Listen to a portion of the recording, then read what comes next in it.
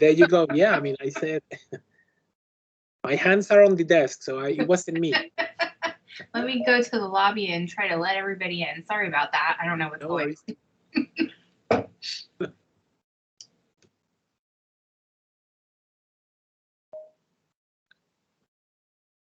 I'll wait 1 or 2 more.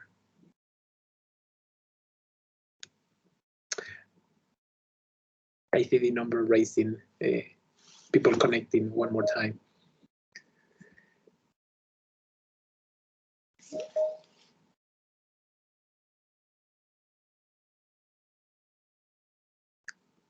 Okay, all right. So as I was saying, the programs that we keep adding are programs that our students are not only asking, but at the same time that put them into the workforce in relative short time.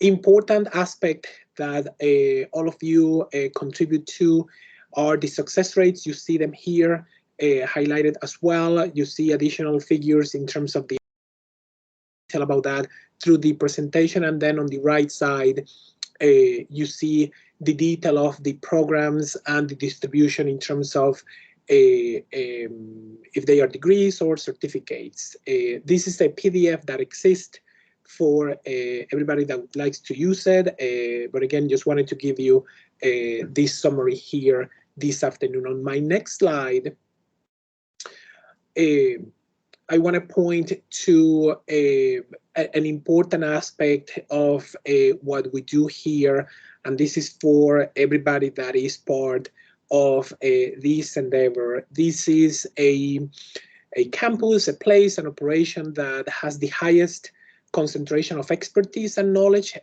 on important topics such as instructional technology, online, accelerated studies, and hybrid learning options. I want to emphasize that the faculty has developed their scholarship, their expertise, and their competencies in one or more of these topics. And again, that has allowed us to help other colleagues throughout the college and beyond the borders of Tarrant County College, as well as you present or are invited to answer questions or comments from other operations. As I mentioned or hinted, the faculty continues to lead and model in regards to the development of innovative teaching strategies. We see that through success rates, we see that through the peer-developed courses, and through everything that is related to the academics. So again, want to emphasize that and congratulate all of you for that leadership. Similarly, the staff has been relentless, if you will, in the quest to support student success, finding ways, finding strategies, being innovative, being creative to ensure that our students receive a superb service in regards to everything that is a part of their educational journey. So with all that, I want to thank all of you for all that hard work, for your scholarship, for your leadership, for your commitment, for the vocation that you share and showcase to the students, to colleagues throughout the district, and to the higher education community in general. On my next slide, you saw this before. This is another view of those details. TCC Connect Campus at a glance. You see the programs, you see the figures there, and we keep updating this as time progresses. So on the next one, you're going to see a little more detail in regards to the enrollments, and I am sharing this because, again, this is the work you do. This is a direct reflection, of everything that you are doing in the classroom. We have a few pieces of information here that are still pending as all those figures settle for the fall 21, and of course for spring 22. We are still waiting for a few more details from the district. On the next one, you see similar aspects in regards to the enrollments and success rates. The winter semester that just ended has been a success as well. Historically, we have been adding approximately 10% of number of sections for our students. So again, there is a high interest, demonstration of that interest, but of course, how the college and how the campus is responding to the needs of the students, you see that exemplified here, and we are achieving a high success rate in that column of a pass with C or better. I'm seeing that a comment that apparently the slides are not showing. Is that right? Are you able to see the slides? The slides are showing. Yeah, I can see them. It must be a Teams thing on individual devices. Okay, all right, thank you. On the next slide, thank you for the comments. This is, again, a little more detail on a per type of term. This is the monthly starts. As you know, this is the accelerated set of offerings we have for our students. And again, you see the success rates and how those enrollments and the preference of the students are being reflected here as well. So again, some of those figures are still updating, and we hope that later in the semester we can share some of those again with you. The next slide provides the weekend college. As you know, the weekend college is our second largest operation, if you will.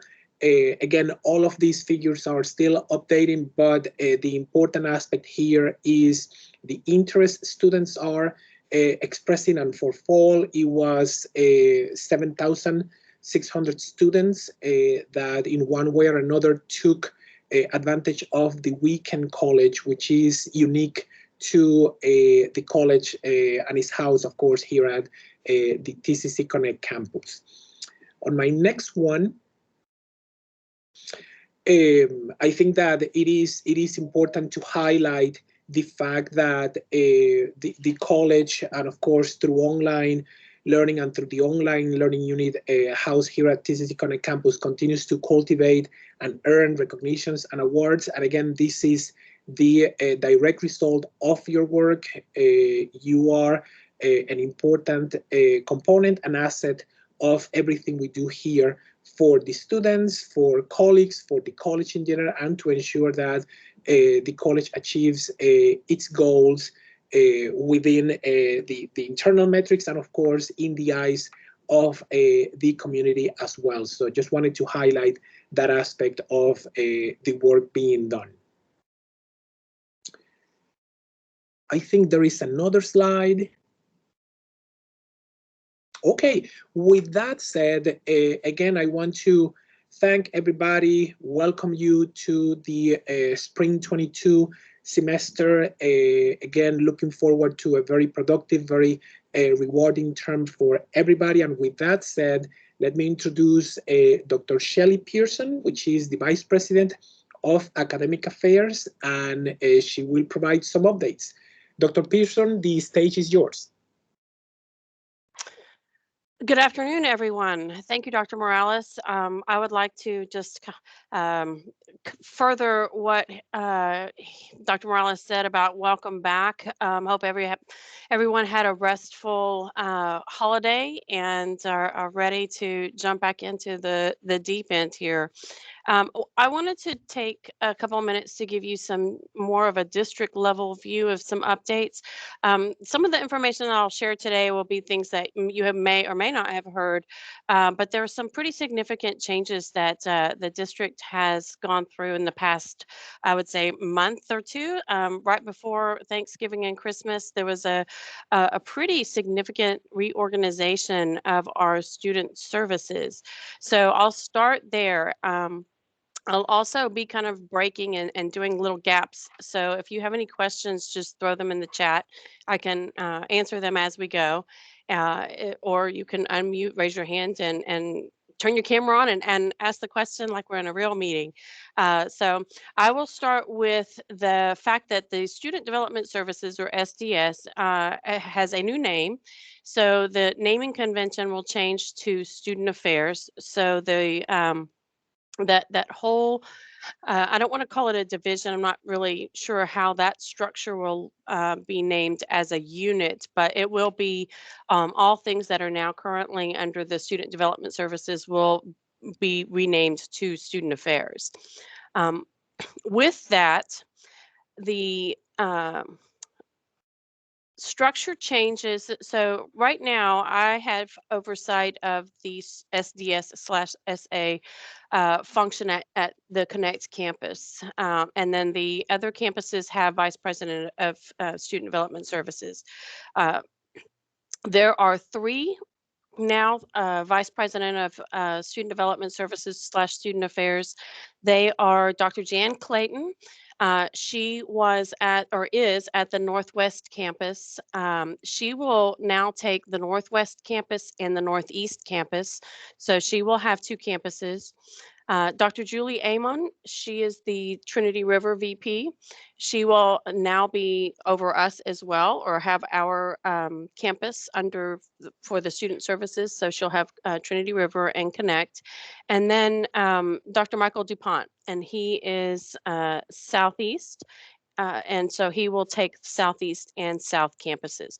So the structure will be that each vice president has 2 campuses, and then they will report to district. Well, Dr. Dan Lufkin, who is the South president, will be the main person responsible, or the district person responsible for student affairs. So they will report to him as a district function. With that, they will hire a new dean of student affairs for every campus. So the Connect campus will also have a dean of student affairs that will report to Dr. Amon. So that's coming. That's new. I believe the job description and the posting is up, and so I think they're trying to do that fairly quickly within the spring semester. So we will have that addition as well. So it's a little different.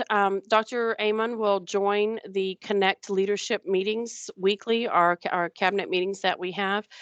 So she will be involved with just kind of our operation, and we'll, and we have a great relationship. So I'm really looking forward to, working with her, and, just communicating back and forth on Connect needs and the needs of our online students. With student services or student affairs. So that's a pretty significant change for us structurally. So I wanted to kind of stop and give you a second to digest that. And if you have any questions, you can pop them in the chat. Let me know.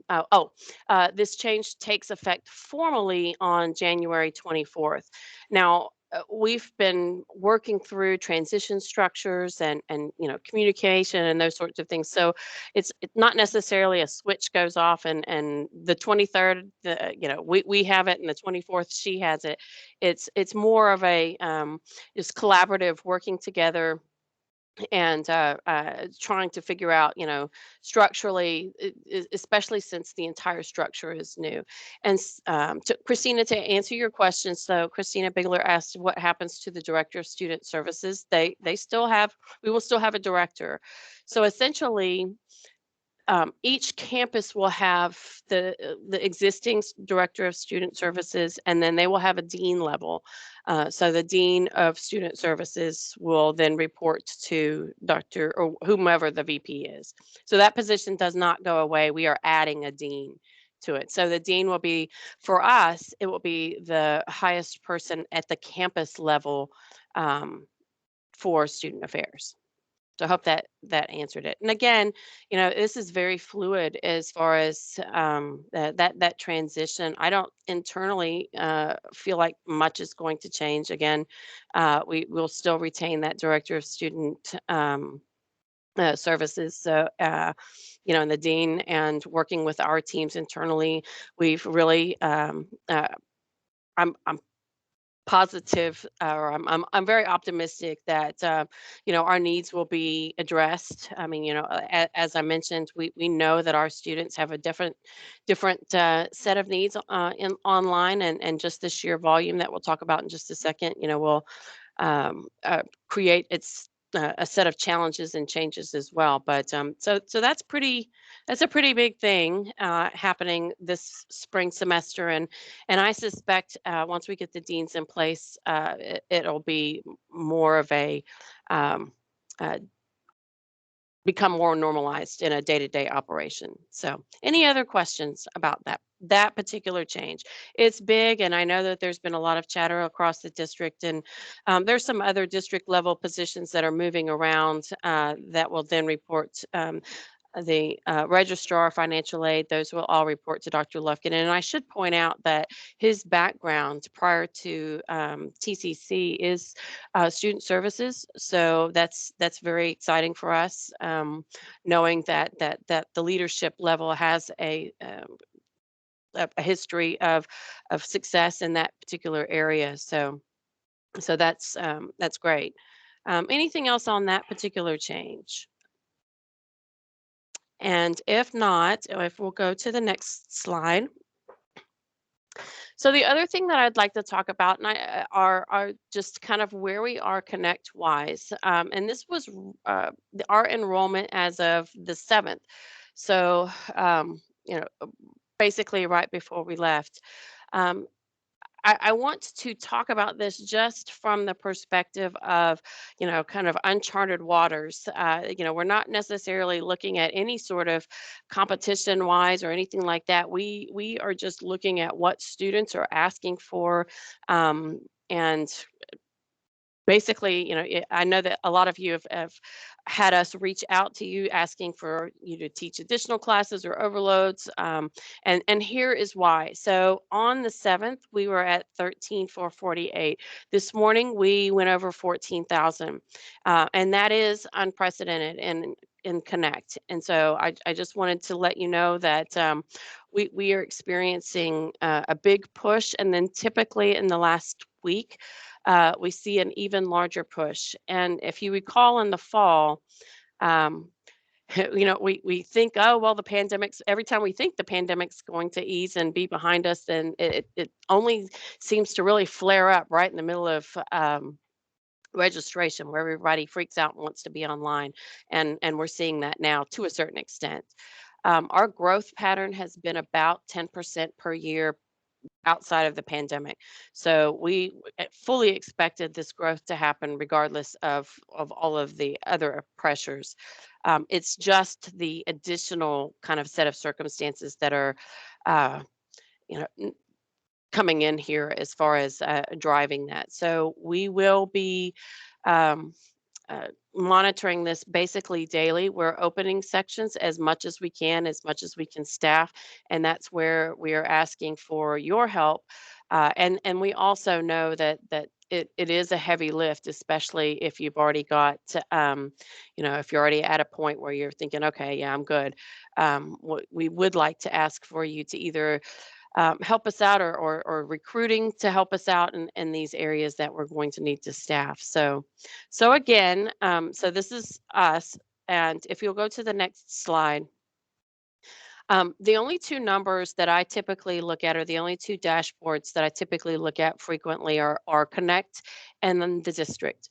Because, we are one college. We're looking at the district as one point of, as the point of success. So my goal is that district number being a positive number as far as percent change from last year. So I try to not get caught up in kind of the side conversations of who's up and who's down. To me, it's everybody's job to make that district number change, and that's our goal. And so I think, if we can get that district number up and positive, then that, gives the chancellor some excellent talking points, and it really does kind of help us plan for the future. And so So at this point, we're kind of flat. I'm hoping that by opening opening some extra sections, we will get to a point where we are as a district doing that increase that we would like to see. Okay, next slide. So with that, there's some spring enrollment strategies that the district has identified as far as, how can we keep students, attract students and keep students, some of the barriers that students may be experiencing. So a couple of things that we are looking to do as a district, and it's changed actually since I did this slide on Friday, but we are not doing the normal deregistration. So typically you lose about 20% of your enrollments when you start taking students off for not payment or non-payment. And most of the time that happens as we're leading up to that first day of class.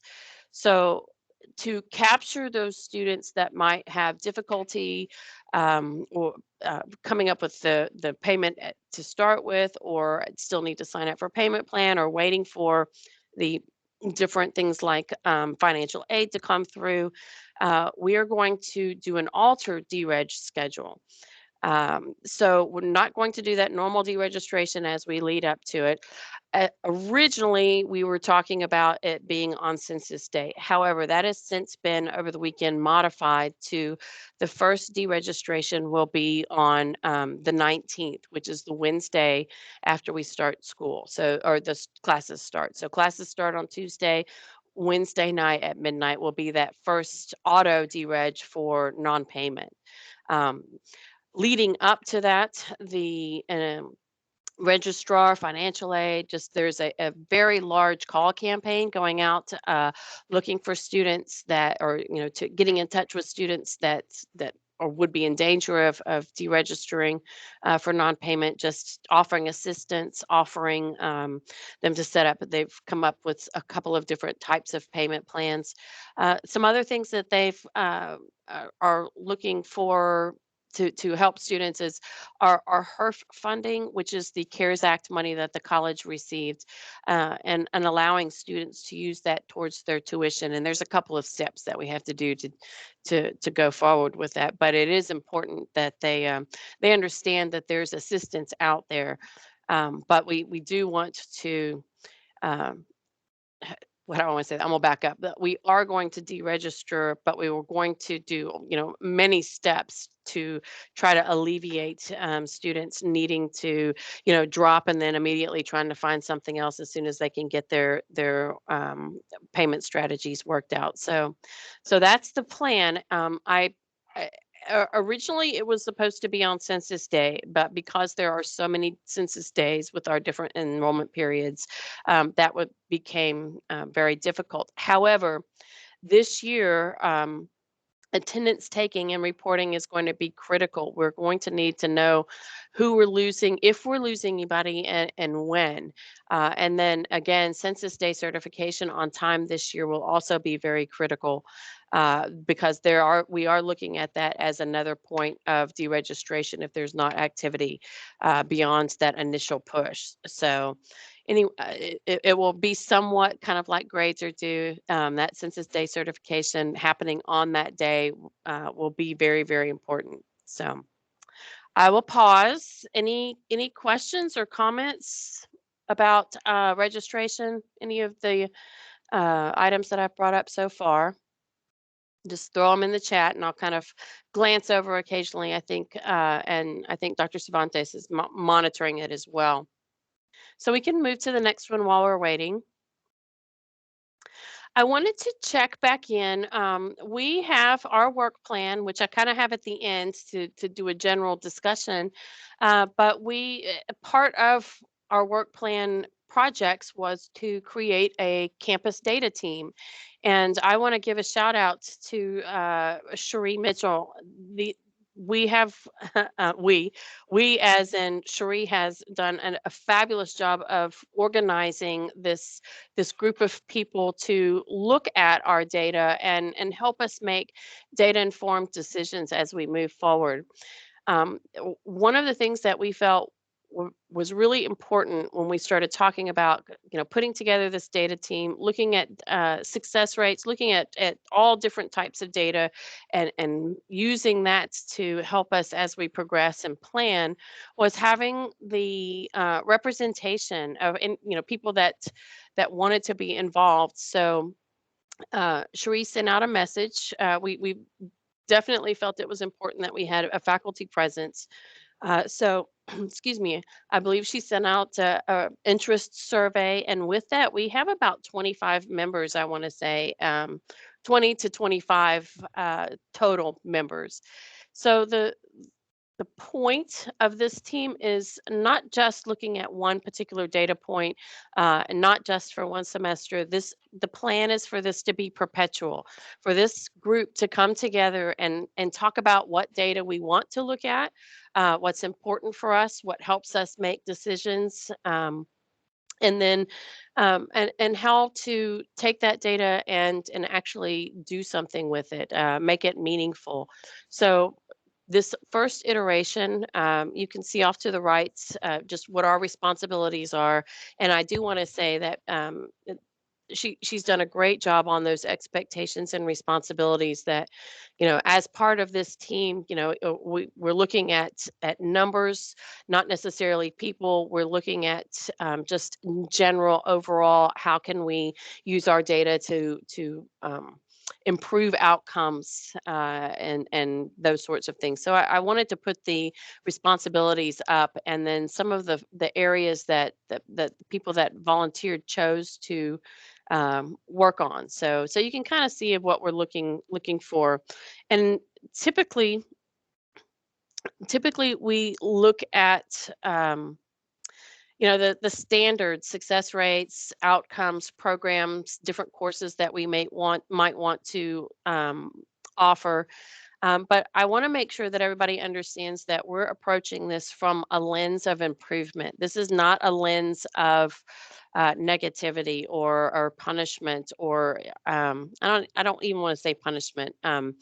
This is not to call people out. This is to make us better.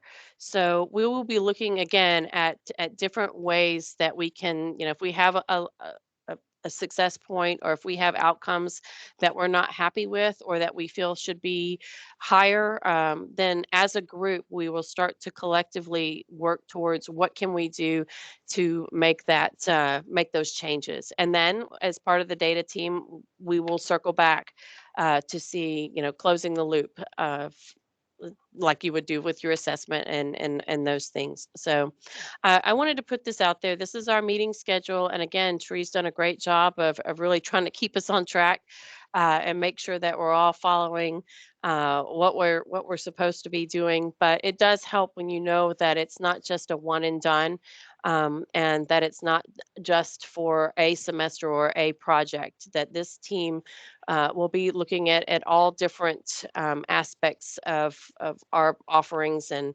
it's not just academic as well. So I do want to throw that out there too. We will be looking at different things that the student affairs folks would like for us to address as well. So anyway, any questions on the data team? Hearing none, we can go to the next slide. We will be adding some key personnel this particular, probably over the course of the spring and summer. We were given the tentative or verbal okay to add supplemental instruction. I know for some of you, for me, I come in and I'm like, wow, that was quick. And then I say that, and Dr. Cervantes is like, probably feels like he's run a marathon. And I do want to circle back and say, it's been how many years? 3 years, I want to say, from what I understand, and it is 100% that perseverance from him, from Dr. Sullivan, from everybody that's presenting and not letting this drop. So I really feel like I was just able to come in and kind of back clean up there a little bit, but the work of getting this in front of everyone and keeping it there as an important important concept with our online learners. well done for everyone. So I'm very excited about the supplemental instructors. Theoretically, we're getting 9, and they're part-time. They're various levels. We're getting coordinators. We're getting the students. So that will have to be kind of fleshed out as far as what specifics, which ones we're getting. But that is very exciting, and we have already, I believe, Kristen has done the final buttoning up of the 2 part-time permanent e-faculty coach additions. So we're very excited about that. I think all of these supports that we can add for students and the supports that we can add for the faculty, just really enhance and help with our numbers that we're seeing and enhance that quality. So we're very excited about that. They are starting hopefully this week or the next week, I would assume. So those are our 2 new additions that we're pretty firm on. Pending, we again, kind of in the same vein of the supplemental instructors, we have tentative verbal approval from the principals of adding a success coach, full-time success coach. So that will be for the Connect campus. So we're very excited about that. Potentially, I believe about 9 advisors. The SE principal or the student experience principal are in the final stages of the kind of a rollout of what's going to the future of advising. And so that potentially gives us 9 advisors. And that sounds like a lot. But when you have 14,000 students, I think Matt and his company will agree that that's probably just a drop in the bucket. But at this point, addition is addition, and we will move to the next stage when that hits us on what we need to ask for additionally. And then also with the Title V grant, we will be getting some career coach type positions that will be working primarily from Connect. So that's very excited. And then, as I mentioned at the top, a new dean of student affairs. So this spring, we have the potential to add spring, summer, up towards the 23 academic year, we have the potential to be adding, 20 to 25 plus folks. So that is exciting. So I'll stop there and ask for any questions. Yeah, I see Angela. Yeah, we're all excited about the supplemental instruction. You can't you can't turn that down. And that was again, it was a long discussion, and I'm glad it finally came to fruition. So, anything else on the personnel? If not, we'll go ahead and go to the next slide. So with growth, it's bigger family, bigger house problems, I guess. So when we sat down and started looking at specifics on what we are going to potentially add, you can walk through and see that we're going to potentially be out of space fairly quickly. So tomorrow, actually, Dr. Morales and I believe Alma, a few of us are going to meet with the facilities and walk through the space and try to figure out what we're going to need to do to plan for growth. The majority of these, with the exception of the part-time supplemental instructors, the majority of these will be full-time needing space here in our campus, or some sort of workstation space. So I just want to put that out there. I don't know exactly what it means, but I know that it means that we're going to have to start carving out space and making sure that we're using every inch of our real estate that we can. So just wanted to give you a heads up on that, and we will discuss that as it comes up, or as we find out what the options are. So any questions on that? And hearing none, or I'll just keep kind of monitoring, and we can go to the next slide. I briefly spoke about the work plan. We continue to have quarterly meetings, and as I said, that the data team for me is a very exciting part of that. We are working. I asked several of the faculty came up and assisted with some brainstorming sessions for potential programs, and that was extremely helpful. One of our goals is to identify potential programs that we can offer in the future, and so we're using that list, along with just some other research that we've conducted to try to come up with those potential programs. And as we flesh those out, I'll certainly be sharing. But the work plan's coming along nicely. So I appreciate everybody's additional comments, especially when we started working on what the work plan was going to look like. So I just wanted to touch base with you on that as well. And with that, that is all I have. I probably will come off the meeting and then immediately think of like 10 other things that I should have asked. But what I will ask of everybody on the call is if you have a question that I have not covered, this isn't just here are the only things that I want to talk about. It's basically, the hot items that I that had bubbled up in the last week or so that I knew that I needed to bring up. But if you have a question or if you have something that you'd like for me to address or discuss, absolutely put it in the chat, and I can either pop back on, or you can raise your hand and ask or talk. But I don't want to just say that's all we're going to talk about and leave. So, and in a normal meeting we would have, or in a in-person meeting, we would have much more of that interaction as well. So any other questions or thoughts or comments for the greater good?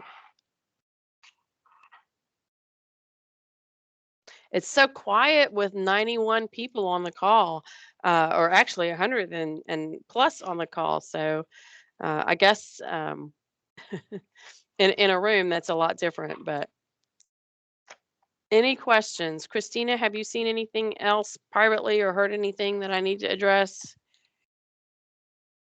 No, I have not. And I agree with Melissa that you just covered everything perfectly.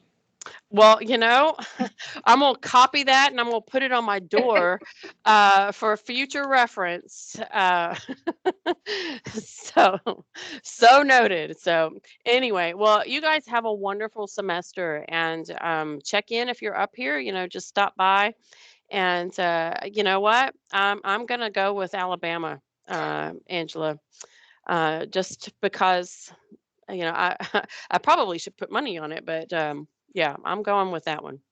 So you guys have a nice semester, and I'll see you on the other side. So with that, I am going to turn it over to Dr. Sullivan. Okay, thank you, Dr. Pearson. And can I just express to everyone how grateful I am that Dr. Pearson is here, not only because I am no longer the interim vice president, but because she has staying power, and she has definitely helped to make my life, my work life better, and my personal life. So I appreciate you, Dr. Pearson, and thank you so much. You are, again, I can't thank you enough. I'm going to shower her with gifts to make her stay. Okay, so Brian, next slide, please. It's a word, it's a phrase, right, Allegra? She has the desire to stay is what I meant. Okay, so the most exciting week, I feel like it's part of the holidays, because it definitely requires a lot of work, and there's a lot to celebrate during National Distance Learning Week. And it takes place every November. I try to send out as much information, flyers as possible. So I'd like to thank all of the faculty and our instructional design team for the sessions and workshops that you presented during that week. Because, National Distance Learning Week, e-learning, it's a holiday. It should be celebrated, in my opinion. So every National Distance Learning Week, we have full-time faculty and adjuncts nominated for the award for Faculty of the Year. So it's nominated by students, so it's student choice. And this year, Our full-time faculty member is Sergio Sarmiento. Dr. Sarmiento is our full-time geology instructor here at Connect. And so kudos to him. He came on board, I think, was it last year? And he has just hit the ground running. And students really identify him as a person, an instructor who cares about their success. So he's definitely shown that and made it clear to students that he's there for them. And our adjunct faculty member who was nominated and who clearly won was Deborah Blankenship. And she is a speech faculty member. And interestingly enough, Deborah used to be a full-time faculty member at, I think it was the Northwest or Northeast. I always get my Norths confused. But she was also instrumental in my term as a faculty member. She helped me a lot with teaching ideas. So it makes sense that she was a winner. And then we had our wonderful student contest or essay contest. Well, actually this year we decided to change it up and ask the students to submit their, what's the word? And I know, Allegra, feel free to interrupt me at any time because I know you're going to regret that. You're dying to correct me. They submitted their favorite assignment that they turned in for an online class. Yes. So Sean O'Dowd was our first place winner. Juliana Irwin, our second place winner, and they both submitted essays. So English professors, you had a lot of students submit, and I'm grateful for that. And Ekaterina, and I don't want to mutilate her last name, so I'm just not going to say it, but she submitted a PowerPoint presentation she did for one of her speech courses. And so we learned a lot about her culture and the education system in her country through that PowerPoint. So it was very interesting to see those submissions. And I want to thank the instructional design team because they narrowed it down.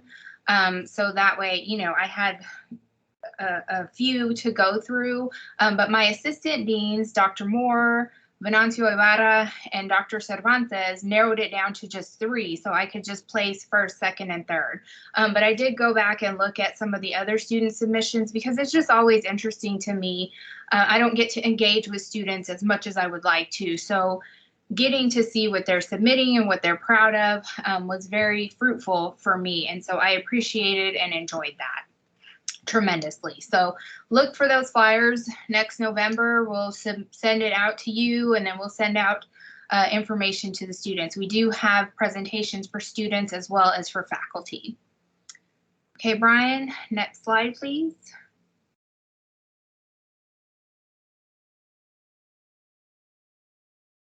Okay, so yeah, I was wondering why my slides look weird. Thank you, Dr. Cervantes. So apparently it changed when I sent it to him, which happens, and that's fine.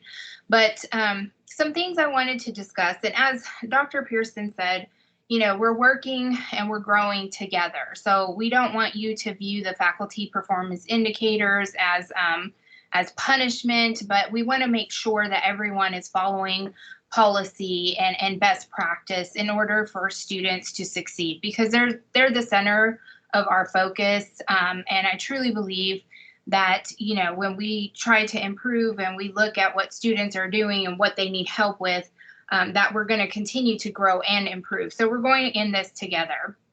And I didn't want to talk about this morning. I took my father to a doctor's visit, and I'll leave out the personal details, but it was interesting to me because we were talking on the way back about how he had to deal when his parents were getting older. My father's 75, that he had to deal with, you know, some of their challenging issues. And he told me, which was shocking, that I was more patient than he ever was. And so I'm going to take that as a compliment because in high school, early years of college, I was a bit of a hothead. So I just want you all to know, again, that this isn't punitive, that I want us to work together. And I am very patient, and I try to see things from everybody's point of view. And I understand when I was teaching, you know, I didn't learn about Bloom's taxonomy until I was in graduate school, and I was already teaching full-time at South Campus. And so writing objectives, that was new for me. That was challenging. So I'm sharing that. It might embarrass some people, but I'm not embarrassed at all because you don't know what you don't know.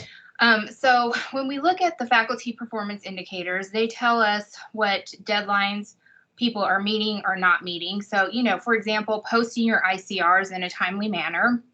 And all of this information, when to post things and update your syllabus or upload your syllabus, is in the faculty guide. And I'll talk about that a little bit later. Again, we're just making sure that policies are being followed and that it is very important that you take attendance. I know we've expressed that a multitude of times, but the new hires may have slipped through the cracks. So again, that information, how to track attendance, is in the faculty guide. And as Dr. Pearson said, it's very important that we continue to take attendance because it will affect students, the census date and the drops, etc. So we want to make sure that we are tracking attendance at least once a week. Course navigation should be consistent. So the way your course is already uploaded, that's the navigation that is in everybody's class. So when we start putting the syllabus in different spots, students are going on Easter egg hunts and they're not able to find things as consistently as they would if we left the navigation alone. You can add things, but we ask that you do not take things away. And then if you're using peer-developed courses that you're required to use, if your section has a peer-developed course, we ask that you actually use it. And the navigation is consistent in those. So again, making sure that we're using the appropriate materials. And instructor response policy, I have had only a handful of people who, I don't know what the proper term is, but they struggle with putting an instructor response policy. So, it's different when it's an assignment. I know English faculty, you have those essays and you put in your syllabus. It might take longer for you to give feedback on that, but I'm just talking about communication. So making sure you're checking your email. And also just be aware that the Canvas email can be forwarded to your Outlook, because I know some people have a preference. I just want to use Outlook, but you can forward your Canvas email to Outlook. So that way you are ensuring that you're responding to students and you're using the learning management system, because students, that's where they go to first. So that's what they're going to use. And we can set up a session on how to do that later in the semester. Or Allegra is great at making those PDFs and sending them out. So no pressure, Allegra. Okay, Brian, next slide. I make videos. I don't make PDFs. Oh, I'm sorry. That's right. She makes great videos. Okay, so we don't want you to feel like you're alone, but we do have tools available. And what's coming up is a regular and substantive interaction, which I'll go over in another slide. But you have the faculty guide. You have your department chairs, the assistant deans, which I didn't list on here incorrectly, but the assistant deans are a great resource. We have the e-faculty coaches, which I was going to have Kristen talk about it, but I want to make sure that I'm giving enough time to the chancellor when he comes in at 2. So we might revisit it, Kristen, so please hold on.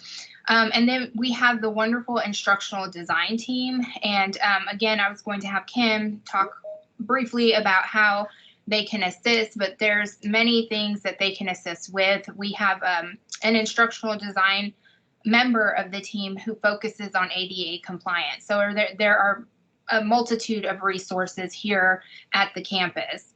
And then there are professional development opportunities. So, we continue to host those Canvas extras, not Canvas training itself, but, if you're still struggling with Canvas, there's some extra training out there. And CTL offers some trainings as well. So keep that in mind. Next slide. And we wanted to show you, so some of you may have gotten an invite and maybe you just missed it or you didn't know what is this invite for, but we have a Connect Campus headquarters within Canvas. And so this is where, the agenda for this event is placed. And you can see the current header is this Connections Week, Boldly Go into 2022, which is our theme. And that changes, but you will always see the button that says Connect Campus Headquarters. And there is a multitude of resources as mentioned before. Allegra, do you want to go over that very quickly? I don't really like talking in front of people, but I'll try. Right, okay. If you could just, scroll through for a couple of minutes. Sure. So the button will look like this. Sometimes we change this card, the graphic, but you'll always see Connect Campus HQ. You are all enrolled. You have all been invited to this course, so you should see it on your dashboard.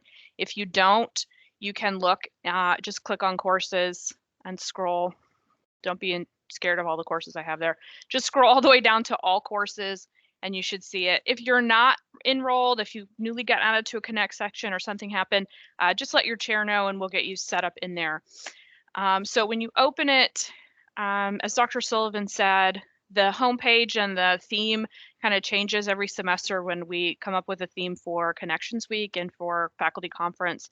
But this is where you can get information on all of the professional development offerings, the lunch and learns, the webinars, the things that we have going on any semester.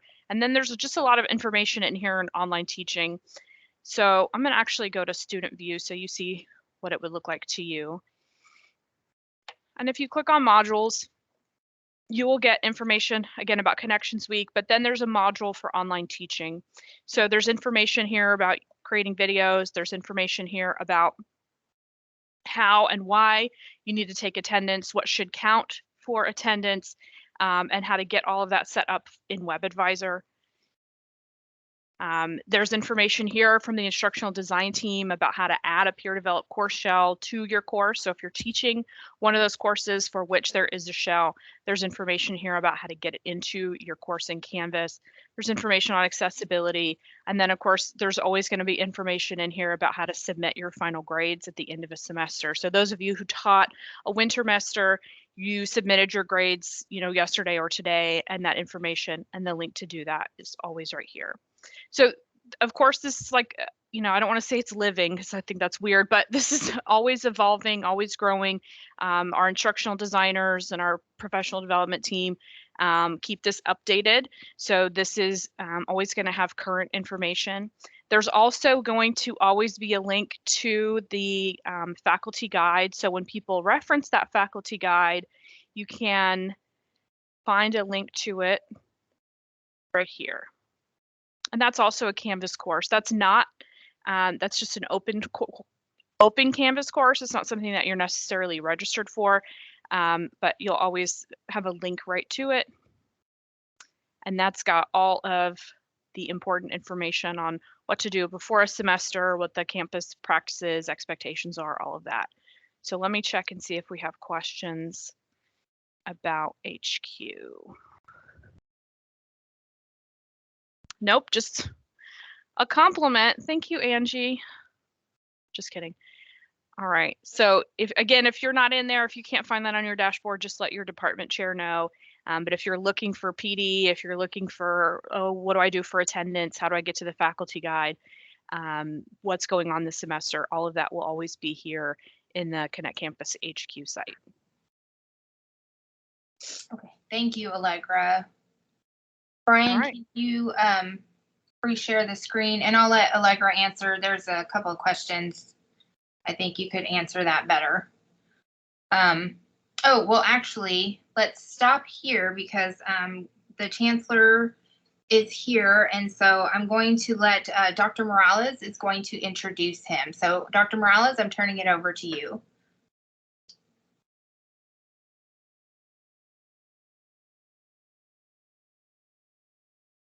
I think that you can hear me now.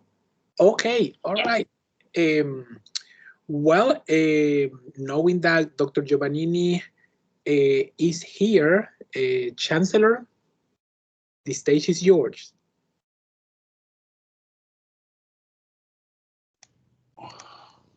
Well, that was really quick. I just clicked on and I'm being introduced. Talk about. Oh, okay. All right. Well, good afternoon, everyone.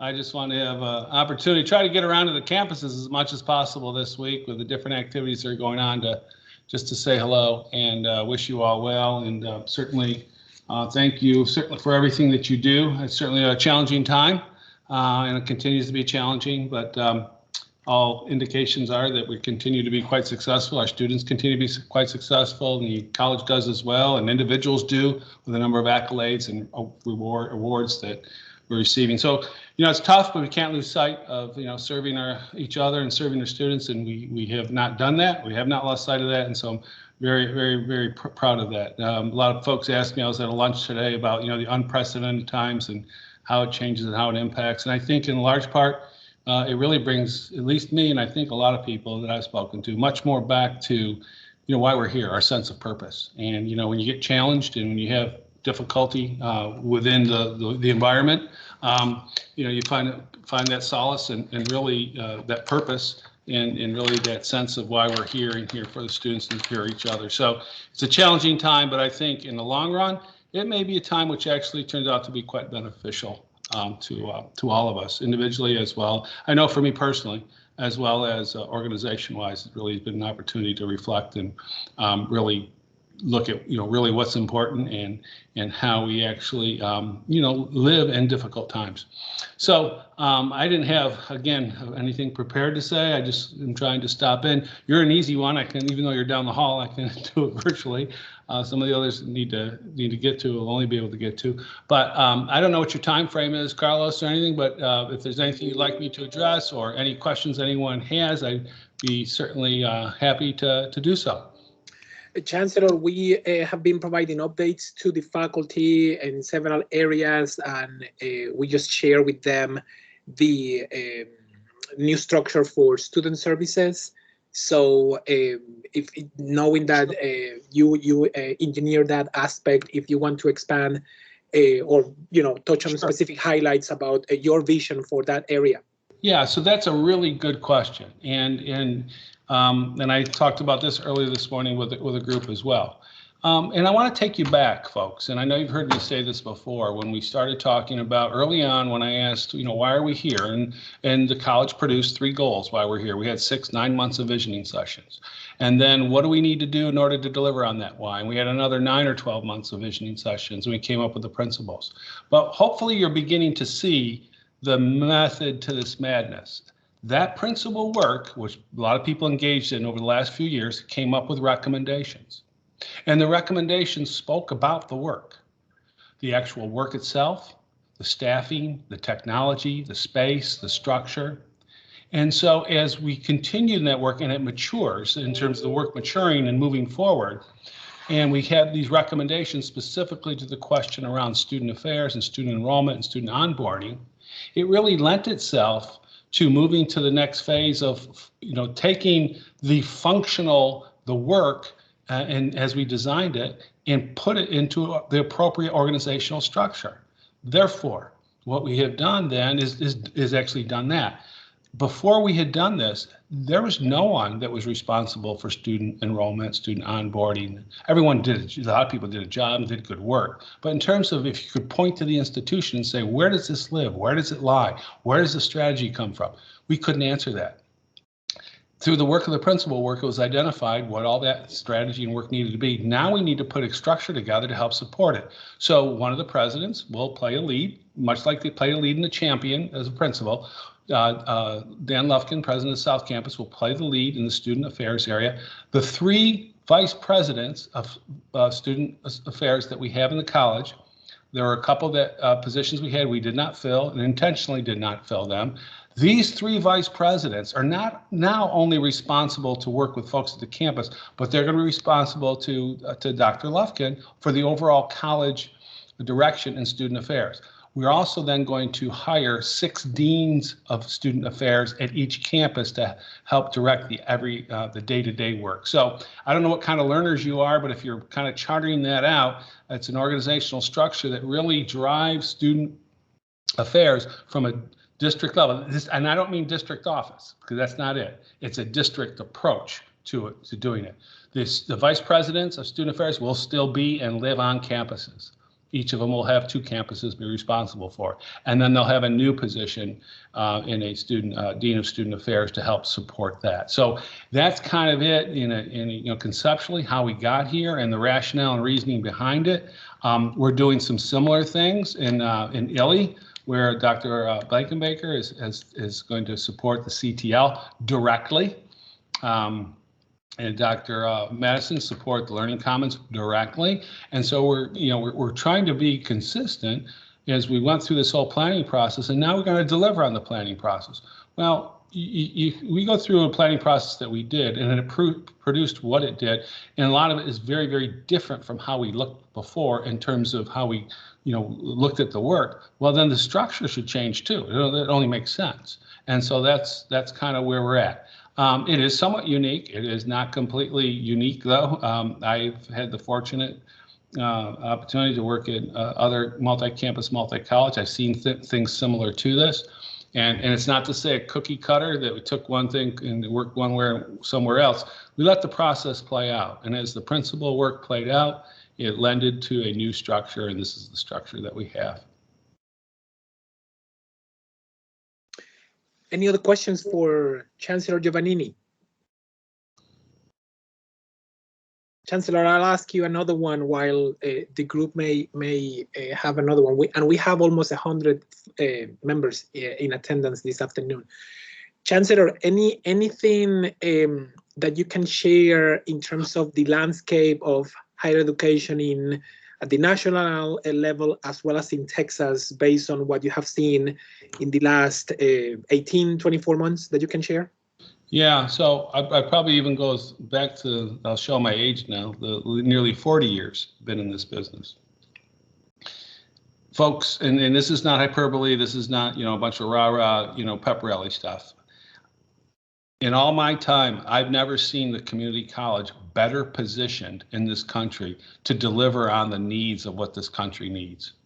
So whether you look at the underserved, the impoverished, upskilling, people wanting technical skills, people with PhDs coming back for education and training, companies that need to continue the learning and development of their employees, the ever-chasing economic development of chasing companies, and companies, they look at a lot of different things in terms of vetting where they might relocate, but more and more it's about technology, it's about training and education. I'll tell you right today, just this week, I got a call from the chamber who's taken a contingent of people from here and the state out to Nevada to recruit a battery making company. And one of our faculty are going with them. That necessarily wouldn't have happened not all that long ago. And why is that person going? They're going to speak about the learning and development and the education and training that TCC can provide in the space in which this company does business. So, that story enough should tell you how the landscape has changed. And I think it's going to continue to evolve. And you look at, demographic-wise, nationwide, the youngest baby boomers are now retiring. So what does that mean? Over the next 8-10 years, you're going to have a very, very big exodus of the workforce. One, in 2025, the high school graduate population begins to dive across the country and doesn't pick up to 2033. And you look at the ever-changing workplace in terms of people's jobs evolving and changing and the needs to keep up with them. It's almost like a perfect storm. And we're in the middle of it in terms of calming that storm. The Federal Reserve Board, the outfit that really sets all monetary policy within the country, they will say, and they have said, the biggest threat to the country is not China, it's not Russia, it's none of that. That can be solved through diplomatic options. The biggest threat is workforce, and particularly lack of workforce. So all these dynamics that have come together, you're not going to change them. Nobody's going to change them overnight, and they're going to be with us for quite a while. And so, when you have the Federal Reserve Board saying basically that issue is the biggest threat to the country, it puts real attention onto, okay, what's the answers and solutions for that? More and more, the community college is being seen, not just us, but others, is being seen as providing that answer.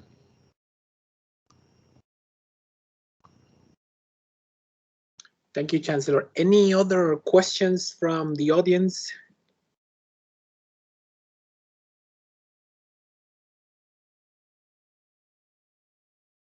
Chancellor, we're gonna see if the technology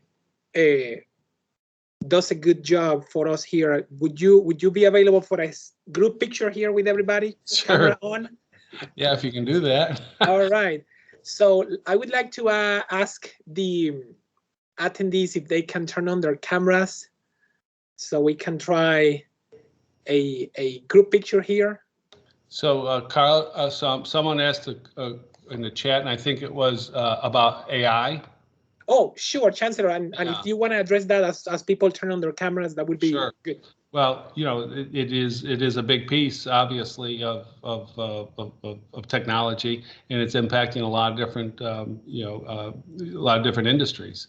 And again, as being part of that solution, I think we need to ensure that we're equipped to be able to do that. I am working with a digital marketing firm, actually, who has a strong interest in they're giving back to the community philanthropically. And they have interest in providing free training to our students, not within the credit class, it's something extra. And in one of the 3 or 4 areas is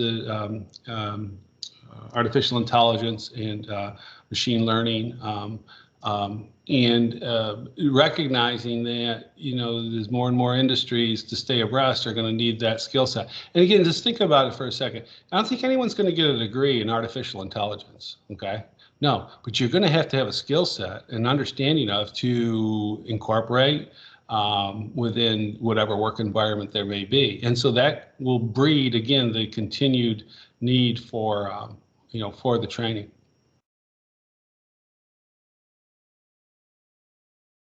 Okay. Any other questions? I'm not able to see the chat here. Oh, over here. Okay. All right. Anybody else that wants to be on the picture? Okay. Dr. Morales, I've got Snagit open, so I can take one whenever you're ready. Just let me know. All right. Yes, that would be a good backup. So yes. Okay. Oh, so I try to learn something every day, and I never heard of Snagit, so I guess I learned something new today. Still don't know what it is, but I'll Google it. Yes, it's one of those screen capture / multimedia application software, Chancellor, that we use to create content. So good. That's that jargon. I trust you. Okay, all right. With that said, I think we can say cheese is a safe word here. So cheese.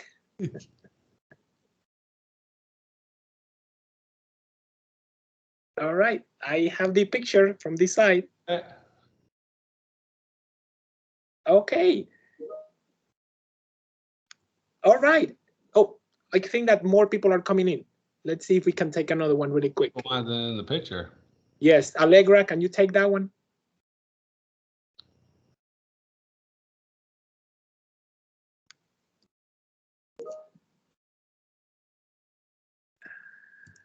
All right, cheese one more time. Cheese. Cheese. Got it. Okay. All right. Any other topics or questions or anything that you would like to ask the Chancellor or the Chancellor to address in general? All right. Well, with that said, Chancellor Giovannini, we appreciate your attendance and visit to the TCC Connect Campus Faculty Conference during Connections Week. Appreciate your time and the insights that you share with the group this afternoon. Thank you very much. I appreciate it. Have a good day, folks. All right. Thank you. Bye. Bye. All right, Christina, back to you. Yes, thank you. All right, I think Brian's trying to get my PowerPoint back up. Next slide, Brian. And can I just tell you all, this is kind of like being backstage at a play, because it's great doing this virtually because I'm texting all of the players, Brian, Allegra, in order to make sure that we end in a timely manner, and Dr. Morales. So it's like being backstage in a play, and I love it. It's exciting. in my opinion.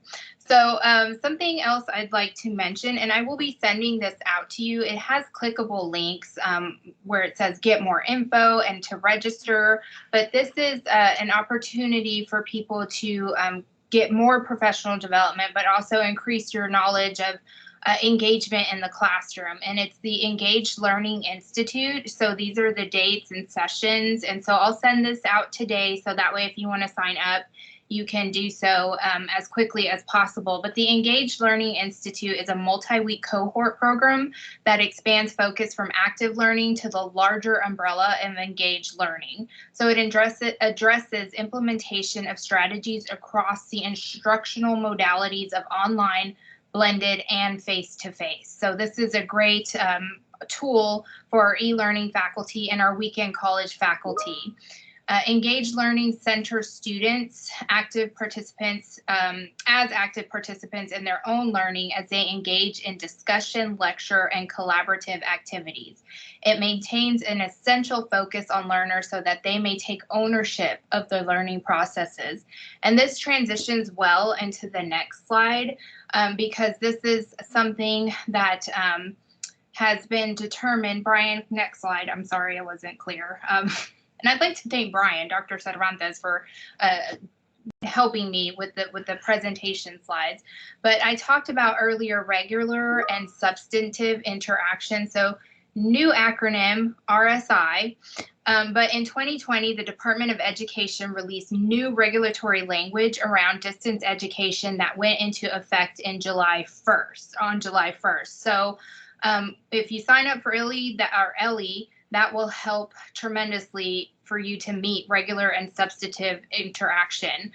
So it includes new language for the first time. It clarifies regular and substantive interaction. So it distinguishes between distance learning and a correspondence course. So I don't want you to panic. I don't want you to freak out, but there is going to be required more engagement in your online course. And this doesn't mean that you're not doing it. I know some people are using the textbook companion site, but when we go in to review your Canvas course or your LMS course, we don't have access to the companion site. So it is possible to incorporate some of the companion site info into Canvas, but we need to be able to see it, and it also impacts SACS accreditation. So as I mentioned before, we're in this together, and you have plenty of tools and resources, and we will provide training, and our fabulous instructional design team put together information, a handout to send to you so you can read about it more thoroughly. So that's to come. So please, be on the lookout for that information, and we're here to help you as always.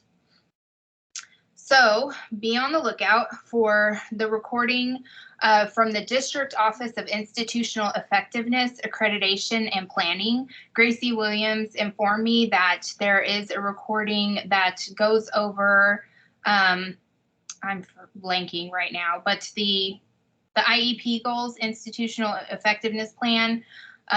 Is that right? Somebody correct me in the chat. What is it? It's assessment. It's assessment. ISLOs. ISLOs. We have so many acronyms. I can't keep up. It's Monday. So look out for that. We'll send that out. She said it was going to come out the week after Connections Week. So that will be available soon. Either I'll send it or her office will send it. I'm not sure who's communicating that information yet, but there is a video that has been put together to give you more information about assessment. We're being more proactive about it, the district is, because it's a kind of panicky time when we're being asked to submit all of your assessments at the end of the full academic year. So we're trying to get ahead of that and do it earlier. And I will send the ELE information, I keep getting those confused, but I'll send the ELE information slide. So if you want to register, the link is on there, and there's more information provided on that slide. And then the ID team, I'm not sure, Kim, you might want to put it in the chat, or you can speak now or forever hold your peace. But they put together that document that we will send out about regular and substantive interaction. And I was pausing to see, okay. And then we will also send out upcoming opportunities for professional development. So again, everything will also be posted in Connect headquarters. And I had a lot of people who could not attend today ask for recordings. And if you're Thank you. like Mine me, is put away and. I'm sorry, Kim? Oh, good. It's working. Okay. Yes, I was trying I to can find the hear you. document, but one of my team members is pulling that up to stick in the chat for you right now. Oh, great. I was like, I can't find it. Here it is. Okay. Did you want to say anything about that, Kim, or how the instructional design team can help? Absolutely. We like you said, we don't want people to freak out. This is a lot of what this is you are already doing, and if you're not, it'll only take a minor tweak to get you where you need to be so that you're in compliance with regular and substantive interaction. This brochure is very, this booklet is really helpful, but you can call the ID department. You can email us at idconnect@tccd.edu. You can chat with us online, and we will help you make sure that you're meeting your requirements so that you don't have to worry about it. So once you see it and you see the things that they have explicitly listed now as the definition of regular and substantive, most of you are going to be very comfortable with it. You're already doing it. And those of you who aren't, it's going to be a very quick fix to get you there. So don't panic. The document is coming in the chat, and you'll be able to have that. It'll also be included in our monthly newsletter that is going to go out on Wednesday. Thank you, Kim. Okay, and the final slide. And thank you, Lindsay, for posting that. Okay, so again, I just want to thank you all for being here. And I want to give you the opportunity to give us feedback.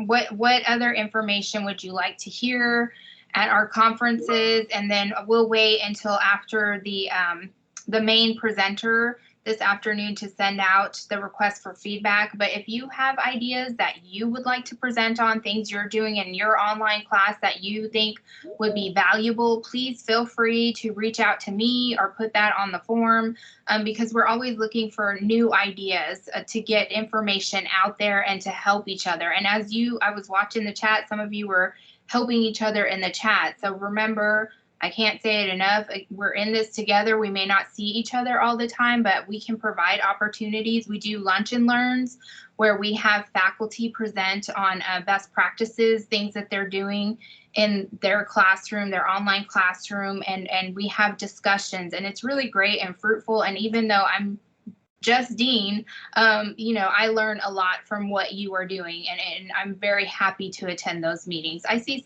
somebody's hand is up.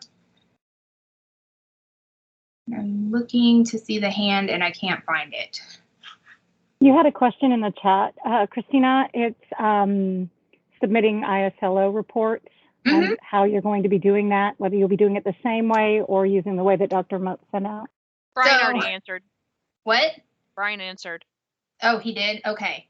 Yes, so that's going to come from the district office. So, thank you, Brian Tatum. Thank you. So yes, we will be submitting ISLO reports each semester moving forward. The district deadline for fall 2021 reports is February 14th. Your campus may have an earlier deadline. Thank you, Shannon. So if I get any information, and I believe we already have, but it's Monday, so I'm catching up. But I will try to immediately send information out to you. And I see somebody's hand is up, but we can't unmute you for some reason. James Murphy, let me see if I can. I'm allowing you to turn on your mic if you want to ask a question.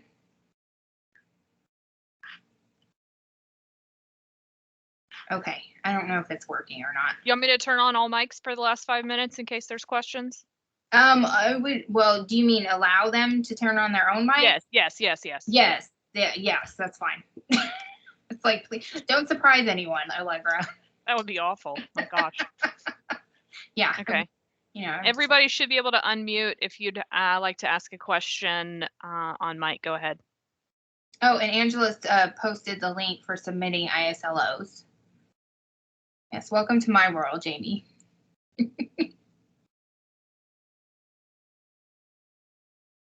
All right, I think maybe we're just having a technical issue. Hi, can you hear me? Yes. Okay, great.